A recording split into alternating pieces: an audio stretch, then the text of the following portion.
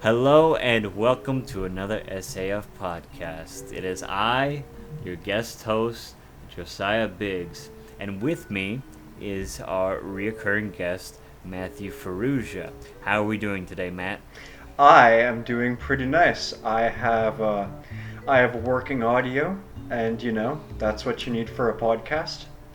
And I'm looking forward to having a fantastic conversation with Josiah and with the rest of you wonderful people about a certain genre of video games. We'll let you Oh know man, which one soon. We'll let you know soon. you already beat me to the punch this week, Matt. Now we have been a little bit on hiatus due to certain circumstances. I had to move 2 weekends ago, and then I had a wedding last weekend, and so we didn't have the time or the resources to get together. And poor Matthew and John just didn't bring themselves to do a podcast without me, and for that I'm eternally grateful. Um, We need as you, far buddy. as We need you, buddy. We do. You are the spine of this podcast. You hold us up. That's a very good analogy because it is, of course, October, and we are getting spooky. We are. Um, we're getting spooky with it. Speaking of spooks, our most favorite spook, Sterling Silver, of course, he is still in New Zealand. There are very big political dealings going on right now between them and the Republic of Antarctica. Possibly World War III. We're not too sure. He's staying put at the moment. He doesn't want to take a plane out of New Zealand so that it doesn't get shot down. It's very testing times. I can't believe that the major news outlets refuse to take on this story, but I mean that's their loss, not ours. So if you send your good vibes and your prayers to Sterling, that would really help him out right now. What do I have to do to become the man that Sterling is? Because I don't know, like his heroism. I don't know if I've reached it yet. Quite a guy, that Mr. Silver. Well, it takes a special kind of man, to permanently stain his skin color red as a protest for Native Americans in California. But it's he doesn't do it for the publicity. He doesn't do it, for all the donations that he gets. He does it for principle alone, and that is why we love him so much. That's true. And now that we're done with that plug, on to our topic this week. And as you can tell, it's going to be another duo with Matthew and I. And this week we are going to be touching on a subject that's much more on base than our conversation last time, in which we will be speaking on the general topic of JRPGs. Yes, sir. Now, Matthew, how would you describe a JRPG? I would describe a JRPG as a subgenre of RPGs developed in Japan. So what you're saying is you're not a very big stickler. There are some sticklers out there who like to say, oh, well, that's not a real JRPG, or no, this is a real JRPG. Actually, to be honest with you, I was just being an asshole and giving a literal definition, but, Um, all jokes aside, you've got your pretty standard tropes. You've got your either turn-based or active time battle combat. You got your leveling up of stats and whatnot. Your gathering of weaponry and armor, and hopefully a good storyline centered around the saving of a world that has been thrown into peril or whatnot. All the usual. Yes, and some other clear characteristics are usually some sort, besides leveling systems, usually those are divided into sub-genres as well. You have, of course, job systems, class systems, certain sort of magic categories. You can have certain occupations, and whether or not you can switch occupations or if they're set in stone, like the original Final Fantasy, in which you had to pick your four types of characters that you wanted to fight with. Whether they be the fighters, the thieves, or the rogues, white mages, red mages, black mages, or the lesser accommodated martial artists. Which I believe wasn't called a martial artist in the first Final Fantasy, because I haven't played that in about 6 years. So it's been a while. I believe that for the hand-to-hand fighters for FF1, it was Monk, and then he got promoted to Black Belt, but I may be mistaken. I think that might have been later on. I think there was a warrior and then a fighter. I think fighter got upgraded to knight in FF1. Oh, okay, yeah. Yep. Yeah, okay. But going on, so what sort of classic and contemporary JRPGs are you most familiar with, Matt? Well, if we're going to cover franchises, which we... You're gonna have to. Yeah, well, we've got an hour to kill, so we might as well. I'm familiar with as far back as the arguably original two classics of Dragon Quest and Final Fantasy, of course. I put quite a few more hours into Final Fantasy than I have Dragon Quest. I've only beaten in its entirety the 9th Dragon Quest game, currently doing a playthrough of the 7th off and on, finding it a little hard to stay focused with all of this other great stuff around me, but I digress. As for Final Fantasy, moving on from Dragon Quest, I've beaten 1. I almost beat 2, but I lost my save file. I played 3. Yeah, 2 was rough. The situation with 2 was very rough for me because I was 2 dungeons from beating that game.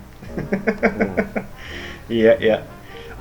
Played 3. Didn't get crazy far in it. I played the heavily updated version of 3 that had full 3D graphics and whatnot. That was also released on mobile. You're talking about the 3? You mean the actual 3 the 3 that was released back in the 2000s here? Yes. Officially, yes. Yeah. I believe that that's the Final Fantasy 3 that was released on the original DS. Yes. Yeah.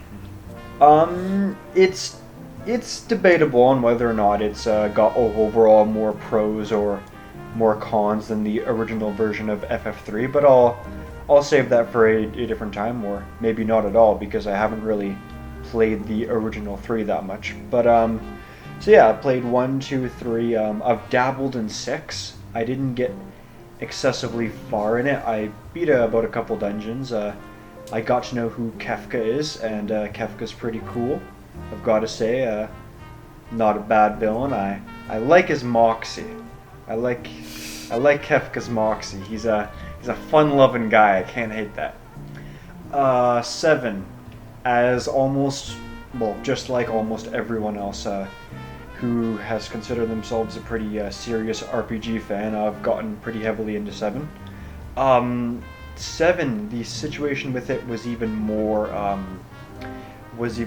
a pain and more of a shame than the situation with FF2, because I got all the way up to the final boss in 7, and then I lost that as well. So never quite beat Sephiroth, but got all the way to him. Ooh. Yeah. I'll try to quickly wrap up my experiences with the FF series so I can hand the ball off to you, Josiah. 8. I don't like 8. I'm gonna be honest. I don't think 8's that great. Maybe it's just because of how impatient and unwilling to pick up a whole new system that I was back when I was a kid. But I didn't like the junction system. It's probably something that you may have heard quite a few times, but not too much of a big fan of that. Squall is a fuck. Squall is an absolute fuck boy. he can go fuck himself. Um, let's see, 9. As far as I'm concerned, huge step up from 8. That's not saying much in my opinion, but Zidane is he's a cool guy. He's actually better than both Cloud and Squall, as far as I'm concerned. He knows when to put on the hero cap and to go on and save the ladies and have a good time and be the protagonist. But he's also got a very fun-loving side to him. So Zidane's cool. 9 is a pretty fucking solid game. 10 I have never even touched, to be honest with you, but I have played 10-2 ironically and got pretty far in it. I just never got a copy of the original 10, so there was that. 12, same thing with FF2. I got to the second last dungeon in 12 and then I lost my copy of that. FF13 I put in like half a dozen hours into it, and then that was quite enough of that. And I haven't played any of the newer games, but as for the spin-offs of the older era, Final Fantasy Tactics Advance is excellent, I feel. I've heard that the original Tactics is better, and I'm going to give it a shot, but I beat Tactics Advance back when I was a kid, loved the fuck out of it. I'm sure it still holds up at least fairly well. And Crystal Chronicles is great. I've only played the first Crystal Chronicles, but I enjoy it. It's got its flaws, but so does everything. And I'm pretty sure that all covers my history with Final Fantasy. How about you, Josiah? I myself am also very familiar with Dragon Quest and Final Fantasy. Probably more Dragon Quest than Final Fantasy, so I'm more of your antithesis. Right. I have played, let's see here, I've played 3, 5, 6, 7, and 9 of Dragon Quest. And I've actually played all of those to completion except for 5, which I'll get into because there's another Final Fantasy game that I had the same problem with, that I wanted to finish the games, but things happened. Several things happened. No, so I'm pretty well versed for an American in the Dragon Quest series. I know, actually, I lied. I played the first and second Dragon Quest just recently. I completely forgot about that. The YouTube group Continue, they were doing their Continue quest, and they played the first Dragon Quest, and so there was a newer ROM of the Western release where they had both of them together, the first and the second, and so I played that just about 2 months ago. And so those were really great. The first Dragon Quest you can get through in like 8 hours. It's ridiculously short. Oh yeah, yeah. For a JRPG. It's not too long. Oh yeah, compared to Final Fantasy 1, which takes a good while. It's pretty meaty. Yeah. Yeah, especially for one of the first major ones. And also a funny thing too is that Dragon Quest and Final Fantasy were actually started from the same studio originally. Not a lot of people know that. But I digress. On the Final Fantasy, I have played Final Fantasy 1, I have played Final Fantasy 2, I have played Final Fantasy 4 and Final Fantasy 6. Those are the original 4 and 6 from the Japanese releases. They were known as 2 and 3 in the West. Of course, I played the real 2 as well through a ROM through a ROM online, a badly translated ROM. But as far as I also played 4, 6, and 7. Never really finished 7. I don't like 7. I'm one of the few people in the world that really doesn't like Final Fantasy 7. Although I am hopeful for the remake that they're doing. May get me back into it. I'm not too sure. We'll have to just wait and find out. But moving on, Final Fantasy II, I couldn't complete that one, just like I couldn't complete Dragon Quest V, because I had corrupted ROMs. And the only 2 ROMs at the time were corrupted online, and so I could not physically finish those games. Now, Final Fantasy VI, just like yourself, I wasn't able to finish that one either, because I got all the way to the final, the final area to get to the final boss, Kefka, the final boss fight with Kefka, and my computer died at the time. Just died. Just straight kaput, eh? Just done. Yeah. No, and so I'm like, there's no way I'm getting back to this point. There's so much that because for those who don't know and haven't played Final Fantasy VI, it's very hard because one of the major characters, Sabin, he does attacks that need a manual input with a proper functioning joystick, because you have to use directionals. Oh, so these are basically fighting game commands. Yes. Mm-hmm. Okay. And so with Sabin, you can't map it out on the keyboard. It won't allow you to map it out on a keyboard. You need an actual joystick. And this was before, Microsoft just patched in the 360 controller. So I could definitely go back and play it now. It'd be much easier. But at the time, back in like 2003, 2004, such things were not. I mean, the 360 just basically been out for a little while at that point. And so, and I was playing on Macs. So that was the hand-me-down computer I had. I had one of those old Bubble Macs, the iMac. Oh yeah. The ones with the colors. I had a light blue one, the cyan blue. But and so there wasn't a Windows PC in my household. My parents were always working with newspapers, so Mac was the way to go for that sort of design and that sort of software was needed. You needed a Mac computer, and so there was, like I said, I could definitely go back and play it now and redo everything. But am I going to? Maybe. It took me about 2 years to get through Final Fantasy IV, off and on, just because there was a certain key you had to get, and then you had to go to a certain well in the middle of nowhere. Well, and yeah, see, that's the catch with JRPGs and RPGs in general. Mostly Final Fantasy. Oh yeah. I'm going to assume that someone listening to this is going to be at least passingly familiar with RPGs, but just to throw it out there, one of the main selling points, if not the main selling point of an RPG, is its story. Like, generally the genre has a lot of emphasis put on the plot of the game, and because of that, if you've been through like 90% of an RPG and you have to start it from scratch, then a massive amount of what pulls you into the game is something you already completely know.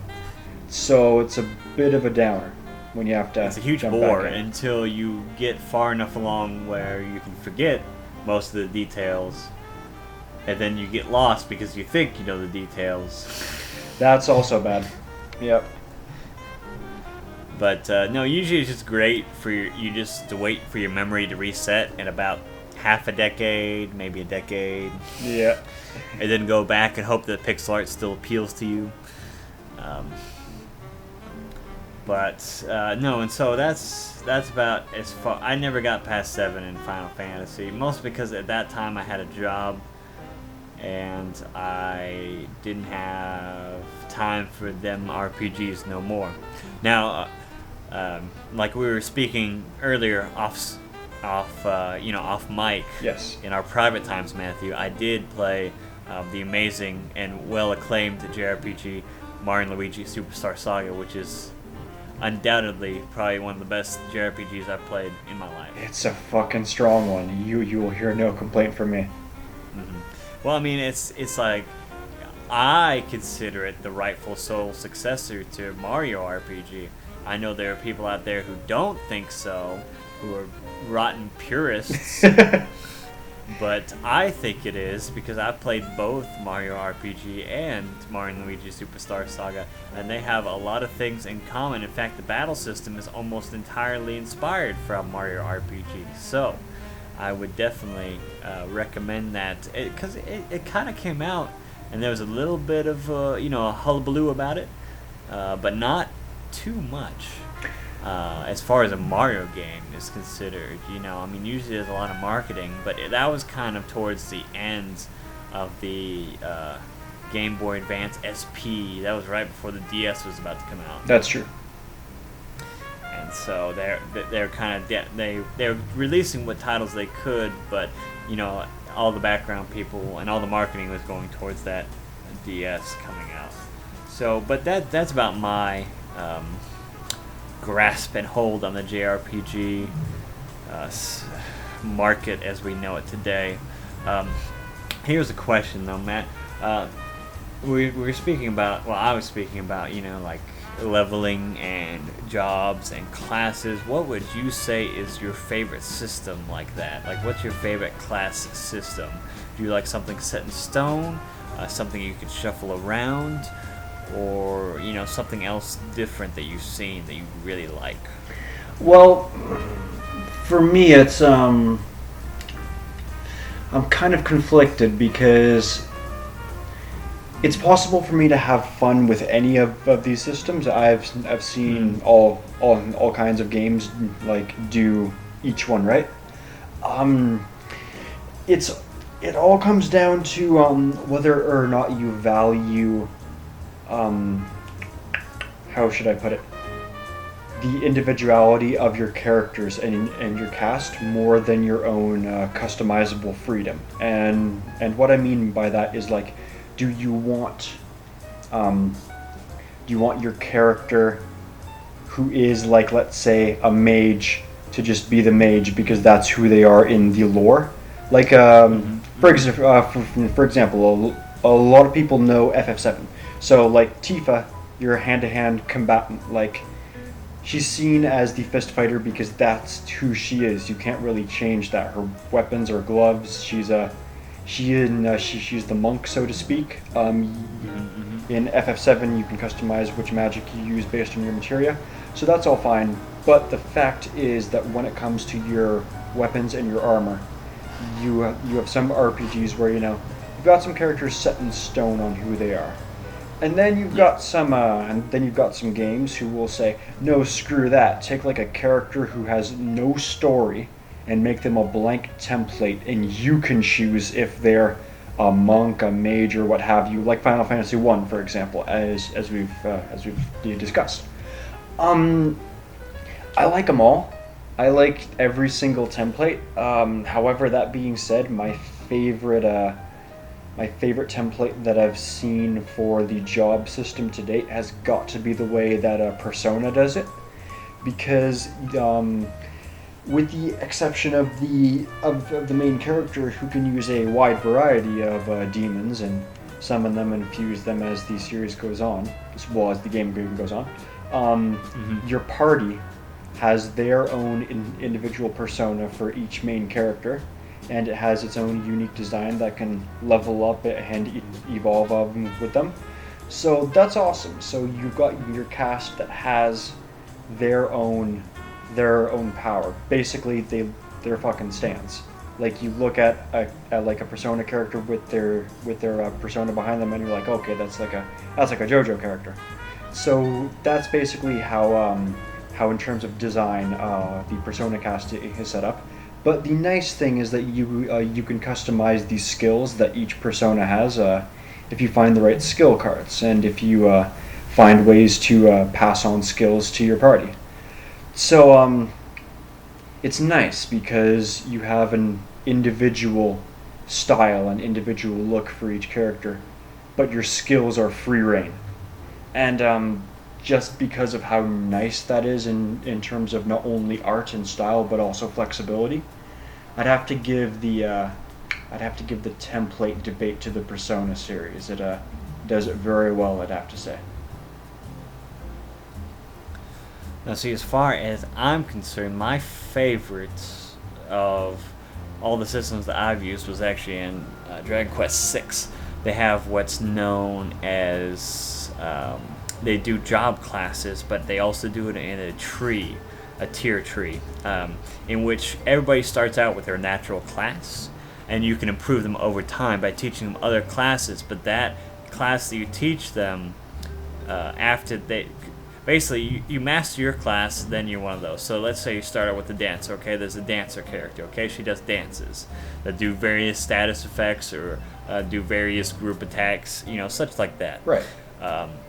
And so then you say, okay, she's mastered, and after so many battles, after so much experience, she masters the dancing class. Okay, and now she's registered a dancer for good, and so now I say, okay, so I can now pair her with any other class, and then once I max out this magician class, then I can have her be a mage dancer. A new position opens up in that tree after she masters dancing and X, and then it comes up and it has a better class path opens up that's those two techniques combined. Mm-hmm. And of course there are a set number of these, but I mean the combinations, I believe there is over 30 combinations, because there's 4 tiers, and if you have a character, there's only one character that can max out in all of those classes, and that's the hero character. And so if you teach him every class, he can basically get these hero abilities. And the best thing is that you stack these classes together, and the options and the levels just keep on getting better and better and better, and they keep most of their abilities from each class, which was just freaking ridiculous. But it did take forever to get a lot of people to tier 3 and 4. Right. Now, I have seen quite a few JRPGs, but I've never seen a game combined any kind of mage class with a dancer class. So that sounds pretty cool, actually. I'll have to. Yeah, they had weird names for all of them. It was Superstar, and then one of my favorites. It was a fighter mage that you can do if you did the knight class and the mage class, or the wizard class, and it went to a fighter's mage in which you kept your normal weapon, but then you could enchant it with certain things and shoot off special magical attacks and only use half the mana, because it's half physical, half magic. It was very detailed and very in depth, and you definitely had to go to the game facts to find out what you needed to do to get what, and see what sort of abilities right. you wanted to invest in. But the thing about that is that they all still had their basic class saying, and the other sort of nudge that they left in there is that whatever class you start out with is the one you excel in the most, and so you want to follow that tree instead of putting 2 other say we get that dancer again. Okay, so then I learn, I'm a wizard class now, I mastered that, and then I master the knight class, and then I start going up the wizard knight class tree. That would almost ruin that character, because I didn't keep the original aspect of dancing in there. It's not going to be as effective because the original class that the character came from was the dancer. Right. And so it not only did it you could do everything with the hero, and so that was great, because you could customize that character. You could do everything with them, or you could make them really customizable, this and that. But all the other characters, you had a more or less like I said, there were a lot of different options, and you can take a lot of different routes and keep, that dancing aspect in with a lot of different things, and still, kind of make it your own character as well. Get certain abilities you want more than others, this and that. But it also kind of kept you saying, hey, you should probably stick to dancing, because this is a dancer. Right. But, that was the most interesting and probably the most fun class system I've ever had. The only hard part was that you had to go halfway across the world to get to the old man who could change the class for you. Well, I'm sure there was. It was always an ordeal. Well, wasn't there some kind of fast travel system? There was, but it like in this Dragon Quest, there are two worlds. There's the real world and there's the dream world. And you had to get into the dream world to get to the old man to change the class system. And in order to do that, if you're in the part of the story where your characters, mastered their classes and you need to give them a change of pace, oh, I'm in the real world. I guess I gotta go to the dream world again. Gotta go through all this bull crap. Gotta go down that well. Gotta wake up where my will is. Remember where I put my fast travel device in the dream world. Yeah. If you didn't plan ahead before, it makes it a real doozy getting back there sometimes. Eventually, like you said, it does get easier the further you go into the game, but those first couple of class changes are just nightmarish. Because unless you have the magic carpet fast travel system, which doesn't come until like the last good part of the game, it's very tedious and time consuming, and like, oh, why can't there just be a direct route to this old man?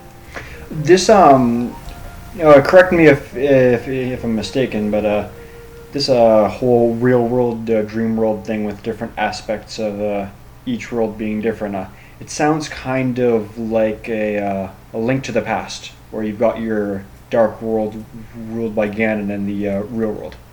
Have you played Link to the Past? Yeah. Yeah. Oh well, I guess technically JRPG speaking, I played the only Zeldas I've ever played was the first Zelda, and then of course the second Zelda. Okay.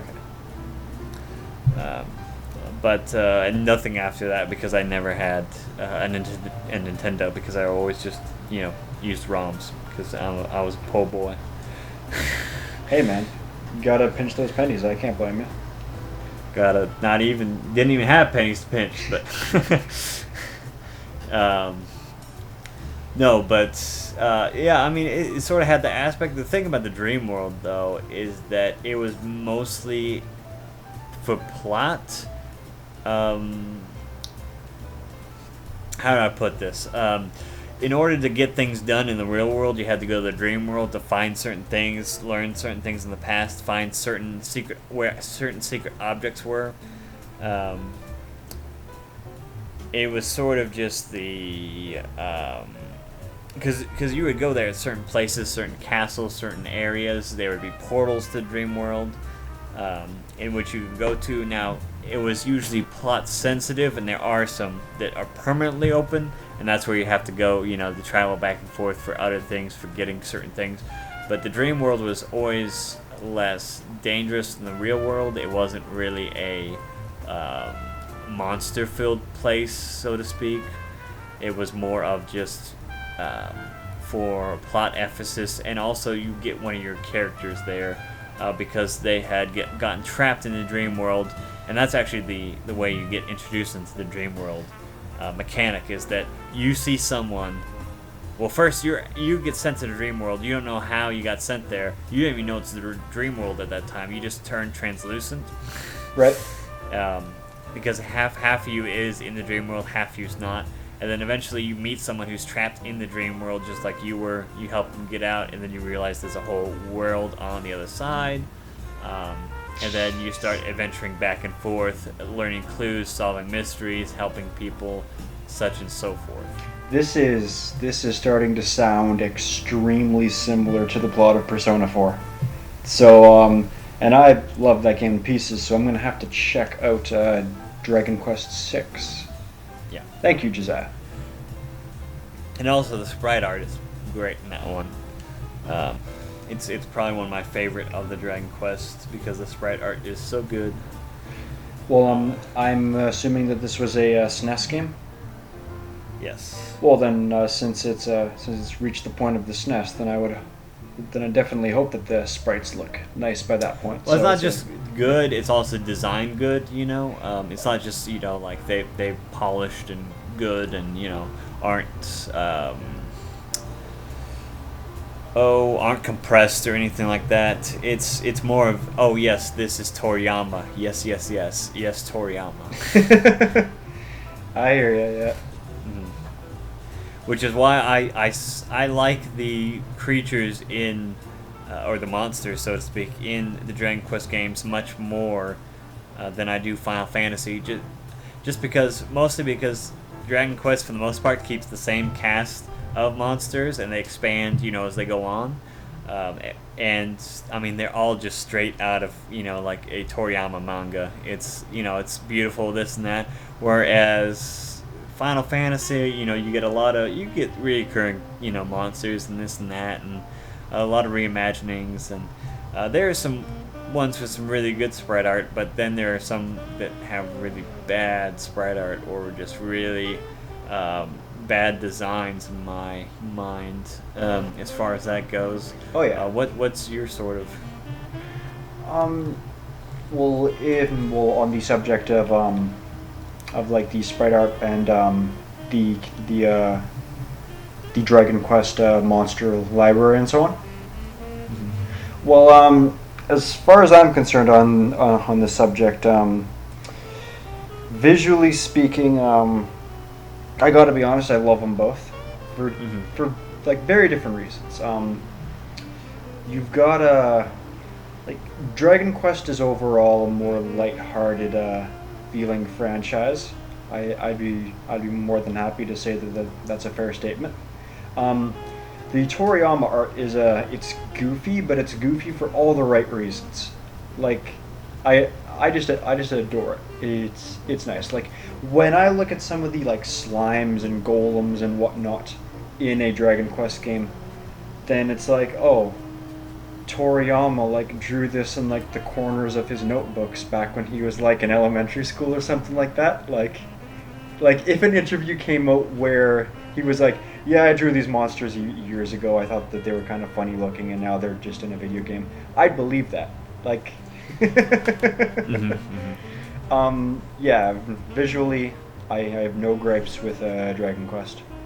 I think it's nice, and it arguably it's arguably a slight bit better than Final Fantasy in the sense that like you mentioned, the Dragon Quest Monster Library has a pretty consistent roster, whereas not only the Monster Library I found, but for all Final Fantasy games in general, the further along that you get, the less consistency and the less that they maintain from previous titles. Like, if you were to take something like FF13 or 14, or like especially 13, I'd say, and then you put it in front of someone, and they take a look at the monsters and the design and so on and so forth, and then you popped a copy of Final Fantasy 1 in front of that very same person. If that person were to say, like, these are not the same two franchises, I wouldn't even blame them, because there's less consistency in terms of design, setting, technology, art, so on and so forth. Mm-hmm. If it wasn't for the reoccurring theme of like a world on the verge of destruction, if it wasn't for that single like reoccurring thing, then at this point there would be almost nothing to tie the franchise together apart from like a couple monsters and spell names, and you get the point. Yeah. Well, as far as I mean, you definitely draw a good parallel there. The first Final Fantasy, I mean, you hardly see anything like any of the assets reused from that besides like a black mage and like white mages later on in the series of Final Fantasy. It's the monsters change drastically from the first couple ones until you start to see at least a couple nods to some other games, or some at least consistent basic monsters that you run into that kind of become the fan favorites and this and that. Yep. Especially because like the first Final Fantasy is much more of a Western. It's takes on a much more Western style of fantasy. With ogres and dragons, wolves. I mean, like it's not as hometowny and more campy Japanese like the Dragon Quest games are. Yeah.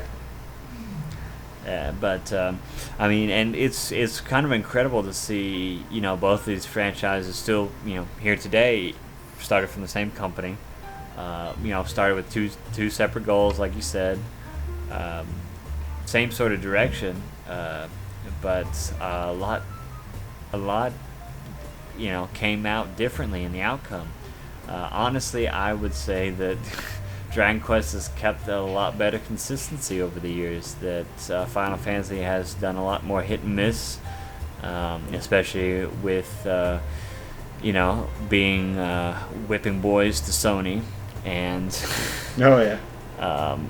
and kind of forcing out some games that I may have not been too proud of. Now, don't get me wrong, a lot of the there have been quite a few Dragon Quest games that aren't part of the main timeline for Dragon Quest, but they did have some very fun monster taming games that were a side series that were really good, really a lot shorter than the RPGs, but really good, really entertaining, especially for people who like the taming aspect that came up in the later games in Dragon Quest. Right.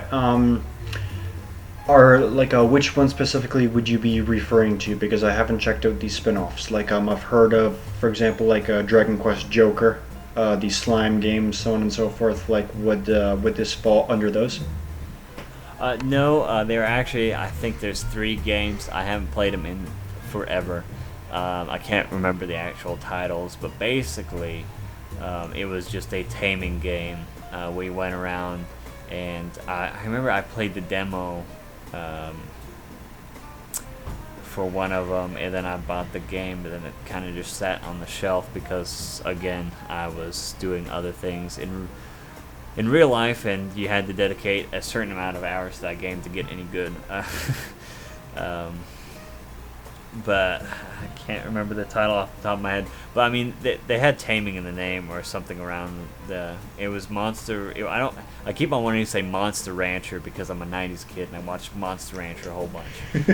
But I know it's not Monster Rancher because that's copyrighted. But basically, it was like Monster Rancher where you'd go out. Basically, it was kind of like a Pokemon-ish type clone where you started out. It was based. I want to say it's kind of a mix between Monster Hunter and Pokemon, in which strange things were happening, and you had to go out and tame monsters and have them fight bigger and stronger monsters to get anything done, basically. And you yourself weren't fighting; it was always the monsters. And you went out, you trapped certain monsters, you went to certain areas to try and get certain monsters for your team and this and that, and there was a whole bunch of strategy with it, with the classic library monsters that you're used to from the Dragon Quest games. Now, Josiah, a very quick question. Now this formula that you just spoke of, going out and gathering monsters and customizing them and getting them to join your team and using them, so on and so forth. Would you be willing to say that you still have interest in that formula? Are you still a fan of it? Oh yes, I mean, if I wasn't so busy with my other, money-making adventures these days, I would certainly, enjoy sitting down and playing, these games again. Like I said, I did. I mean, I played some of them. But it's been quite a few years, so the memory is a little foggy. Okay. And, we didn't really decide on the topic of this podcast until last minute. Spoilers. Yeah. But so I didn't really have too much time to prepare. Oh no, that's totally fine. Now that you've mentioned this to me, I'll say right now, if you ever get the chance, try out the Shin Megami Tensei franchise. 4 is a hell of a lot of fun, and it's got a lot of what you just described that you like in an RPG. I'm doing a playthrough of it nowadays, and I think it'd be worth giving a look at. Now, one of the reasons I'm still interested in those type of games is one of the factors is just the nostalgia factor that I know all the monsters ahead of time. Oh, okay. It's just like the new Pokemon games. There's gonna be new Pokemon, but it's still gonna be old Pokemon. And since I played the original Pokemon games, I can still, transfer most of my knowledge of the inner workings without having to, hit a huge learning curve. And so, it's not that I'm opposed to new games. It's just a lot harder for me to get into new games with such limited time. Right. Fair enough. On my hands.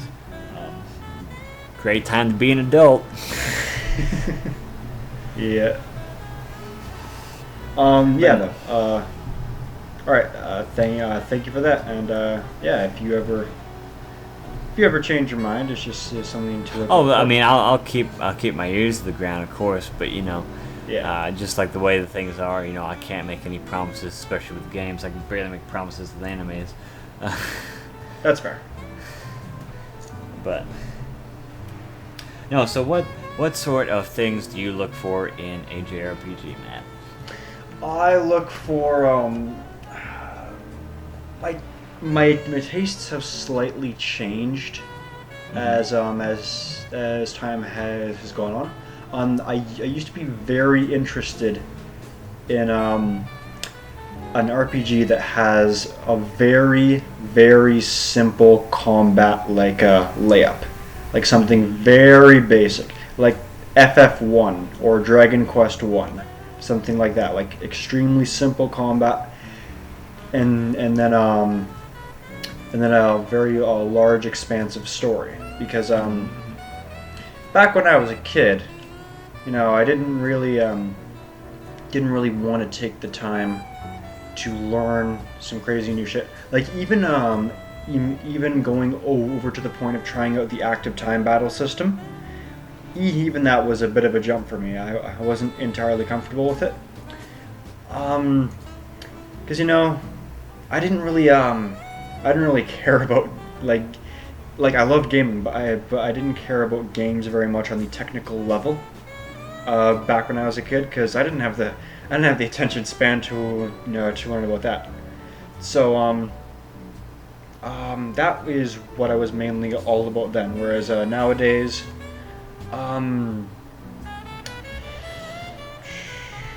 it's rough.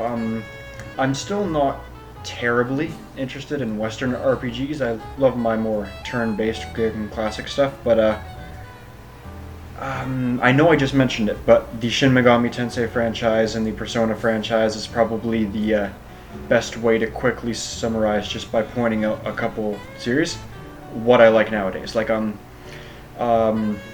basically, if you want to look at one thing that separates those two, especially because Persona is a spin-off of SMT2 to begin with, that separates them from the others, is when you hit an opponent, Josiah, with an element or just a move that enemy is weak to, you get an extra turn, and you can keep this chain going once per each character that you have, and since you can have 4 characters on your team at once, if each character gets a critical or like a hit your opponent is weak to, you can rack up like 8 moves in a single one of your turns before it switches to the enemy's turn.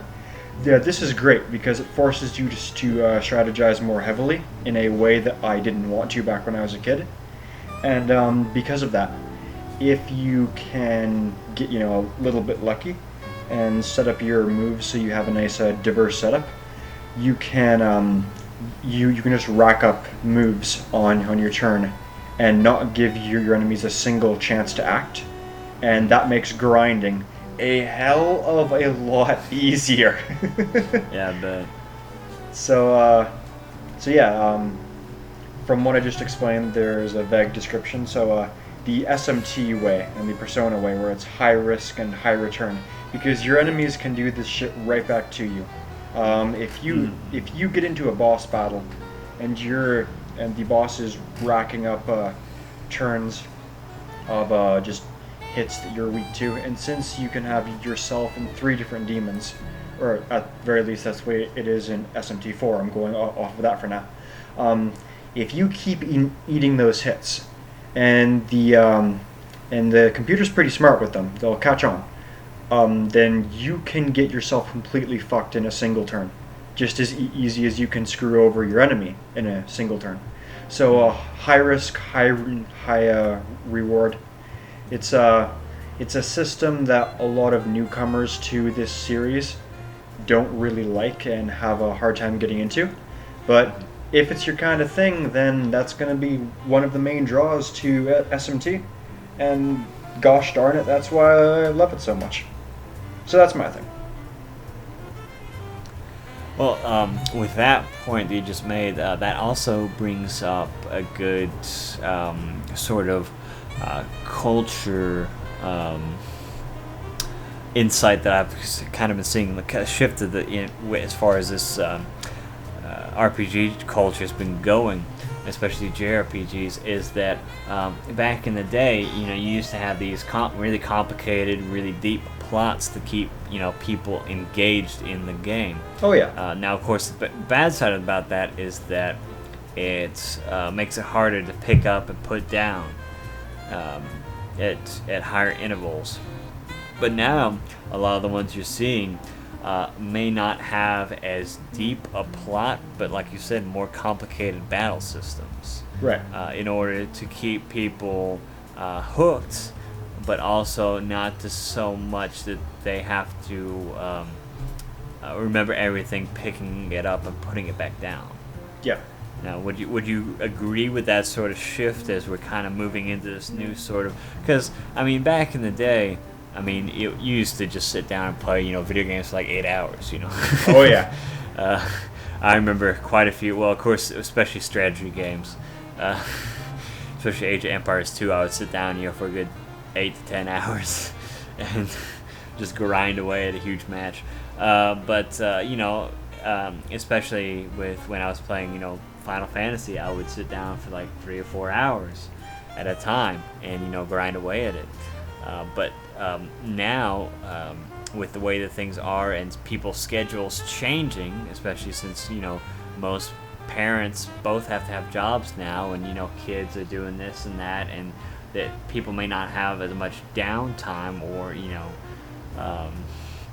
just people in general as far as demographics go, kids and young adults and older adults, from the dawn of video games. You see that there's kind of like a shift of interest, because not only is it expensive to get some of these writers, that come out and do a really good story, and not also are there really bad writers out there that somehow still keep on getting jobs. It seems like mechanics are the way to go for the future to keep people hooked, so that they feel more engaged and more in control over the battle, now that the system requirements have become a lot more flexible and you could put more of a combat system into a game. Yep. Oh yeah, like if you wanted to throw in an extremely deep combat system into a game, then back in the NES or SNES eras, it wasn't really doable as much. But like we have the tech now to not only do that on a home console game, but like even in like a handheld game. So the handheld boundary also isn't an excuse for this anymore. I don't want to keep going back to this game too often, but even once again, SMT4, that I'm singing the praises of so highly, is a 3DS game. And man, is that a lot of great combat system packed into one portable game. So no, I think you're right. It's a hell of a risk for multiple reasons to want to put a lot of emphasis on your stories nowadays and sacrifice attention by the dev team towards the combat system, because let's face it, we've seen a lot of different types of stories. It would be way too harsh to say that originality is dead, but it's getting it's getting harder to come by. It's getting more optional as time goes on. I mean, you see big games outside of the RPG genre, with these first-person shooters, which have always had a hard time, trying to keep, the single-player relevant. With games like Halo, I've been trying really hard, but Call of Duty just kind of thrown plot out the window since way back when. But with games being much more popular like that, especially with first-person shooters taking over a huge part of the market, and them not being as plot-defining as much as competition-wise, right. And this sort of generational shift with people growing up more with those types of games instead of more traditional RPGs like we grew up with. You can definitely see what they would call the Sesame Street effect. Are you familiar with that term? I'm actually not. No. Now, Sesame Street effect, at least if I'm remembering this correctly, is that almost all the kids who growing up with Sesame Street had their attention span shortened greatly. Because they were used to watching so many episodes of Sesame Street that their attention span would be about 30 minutes at a time. And so instead of trying to keep the attention through literary means, you try and keep the attention by making players focus more, in which if they don't focus on the task at hand, then they're not going to clear this area, or not going to beat this monster, or not going to do this or that. Or they fall behind, or any sort of perk that the battling mechanic adds to the experience, whether it be saving time, grinding, or more efficiency in battle, or just little things that can add just that little bit of oomph into it, or the classic parry system that is still underappreciated to this day. And that's a damn shame. And of course that's much more a first-person action adventure game. Honestly, to even go beyond the bounds of that genre for a moment, though. That's like the parry system, for example. I have no doubt in my mind is one of the main reasons why Third Strike is considered the best Street Fighter. Oh yeah.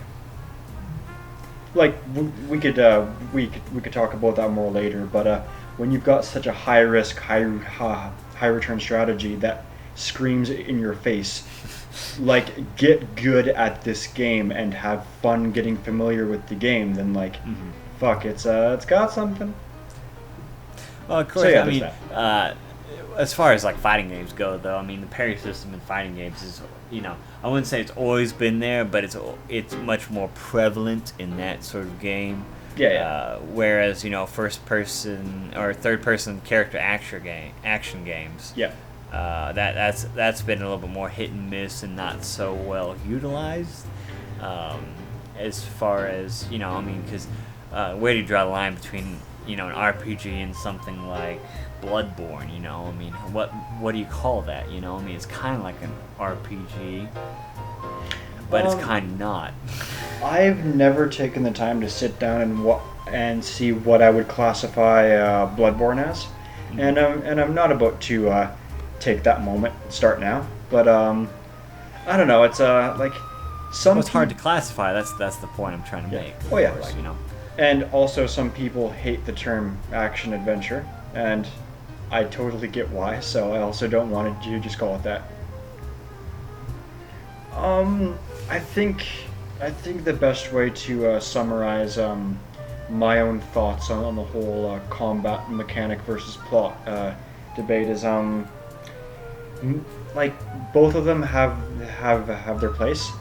Even though it's harder to come out with an interesting storyline nowadays, doesn't mean that we shouldn't try. And we should also continue to push great new combat mechanics towards the market. And that basically encapsulates my final thought. Is since I've played so many RPGs, just logged so many hours within the genre in my life, it's reached the point where I want to see both in a game. Like, if a game doesn't have both, then it's not going to rock my socks off. I want that. But that's not going to be the case for everyone. That's not going to be the case for a lot of people. But I've seen so much of the genre that, I don't know, maybe I've become a little jaded. I hope that I haven't overall, but I probably kind of have a bit. So I want it all, man. Just give me it all. I believe the word you're looking for is I have good taste now. Maybe I should give myself a bit more credit. All right, good taste. Thank you, Zach. I mean, reading books, you can play yourself in devil's advocate, but I think video games, purely, being there to entertain you, I think that your opinion goes a long ways. As far as these people who try and, I don't know, there's a weird in-between characteristic where people either want to play a game because they know it's good or people acclaim it as good, and then there's also people who want to review. There's also professional reviewers and things like that who have to play certain things for a job, but then of course it just comes back down to just play what you want to, because if it's fun for you, play it. If it's not, don't play it. I mean, it's like, why torture yourself trying to play this game that everybody else is so crazy about? But of course, that does come in a double-edged sword. So what I'm trying to say is just don't play Battleborn.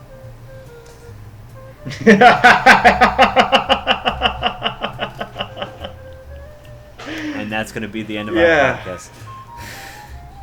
Yeah, that's. Thank you so much for joining us again That's on our little vignette about JRPGs. It's been a pleasure as always, Matthew.